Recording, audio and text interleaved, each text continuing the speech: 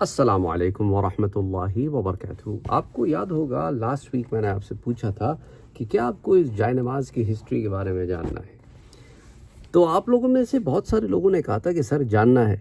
تو آئیے اس جائے نماز کے بارے میں کچھ جانتے ہیں۔ یہ جائے نماز میرے لیے ایک بہت پرانی جائے نماز ہے، یہ سمجھ لیں اس کا تعلق میری ذات سے ہی ہے اور ایک ایسی بابرکت جگہ سے ہے جس کے بارے میں آپ کو آج بتاؤں گا، اور کیسے یہ جائے نماز مجھ تک آئی یہ بھی بتاؤں گا۔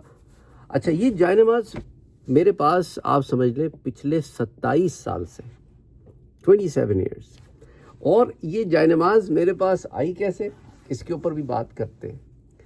تو یہ جائے نماز آپ دیکھیں عام جائے نمازوں سے چوڑی نہیں ہے بلکہ پتلی ہے، اور یہ عرض میں بھی آپ دیکھیں لمبی نہیں ہے، چھوٹی ہے۔ یہ اتفاقاً جائے نماز میرے پاس آئی، بات ہے 1998 کی۔ آپ میں سے شاید کچھ لوگ جو اس چینل سے ہیں وہ چینل پر ہیں، وہ شاید اس وقت پیدا بھی نہ ہوئے ہوں یا بچے ہوں۔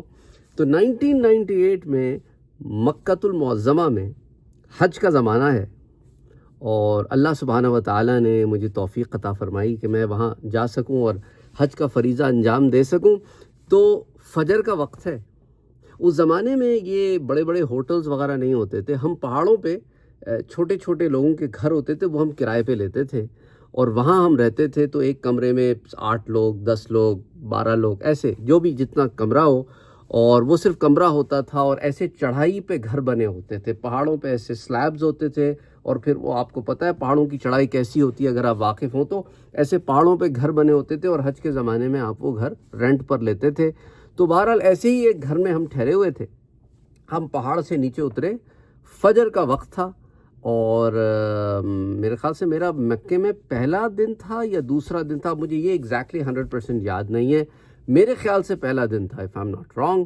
اور بہرحال اب ہمیں پتہ نہیں تھا، ٹائمنگ کا بھی اندازہ نہیں تھا، یہ وہ وقت ہے جب سیل فونز بھی نہیں ہوتے تھے، کوئی الیکٹرانک ڈیوائسز نہیں ہوتی تھیں، انفارمیشن کاغذ کی صورت میں زیادہ تر موجود ہوتی تھی۔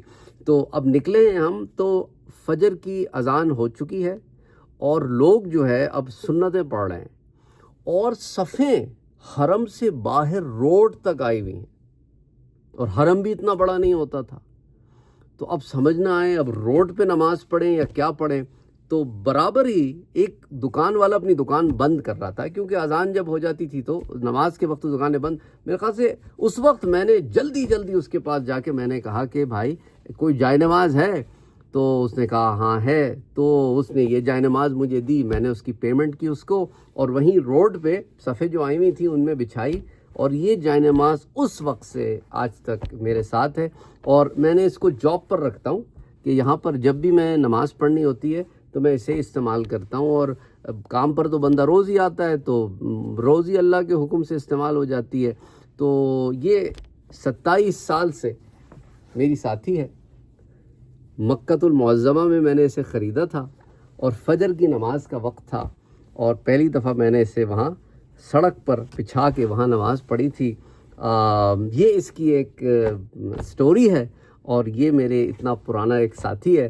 اور بہرحال اینی وے، حج کا جب وقت قریب آئے گا تو پھر میں آپ کو ہماری اس زمانے کی بھی کچھ سٹوری سناؤں گا کہ اللہ سبحانہ و تعالی ہمیں حج پر کیسے لے گیا۔